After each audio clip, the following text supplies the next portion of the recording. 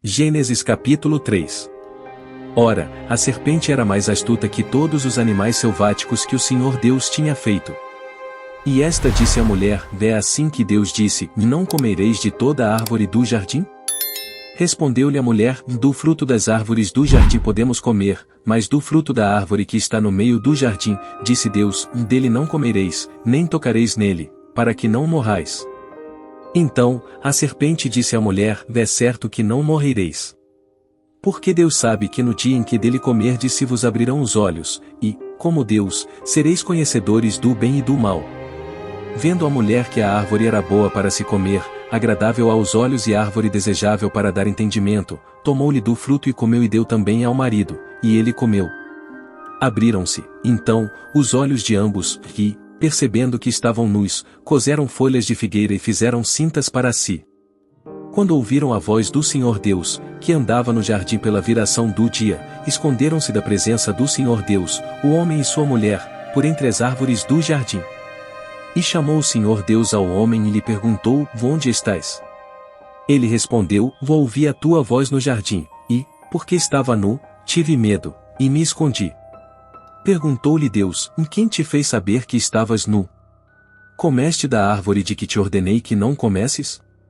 Então, disse o homem: a mulher que me deste por esposa, ela me deu da árvore, e eu comi. Disse o Senhor Deus à mulher: que é isso que fizeste? Respondeu a mulher: a serpente me enganou, e eu comi. Então, o Senhor Deus disse à serpente: visto que isto fizeste, maldita és entre todos os animais domésticos e entre todos os animais selváticos. Rastejarás sobre o teu ventre e comerás pó todos os dias da tua vida.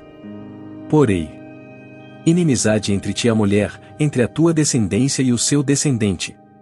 Este te ferirá a cabeça, e tu lhe ferirás o calcanhar. E a mulher disse: multiplicarei sobremodo os sofrimentos da tua gravidez, e em meio de dores darás à luz filhos, o teu desejo será para o teu marido, e ele te governará. E a Adão disse: visto que atendeste à voz de tua mulher e comeste da árvore que eu te ordenara não comesses, maldita é a terra por tua causa, e em fadiga obterás dela o sustento durante os dias de tua vida.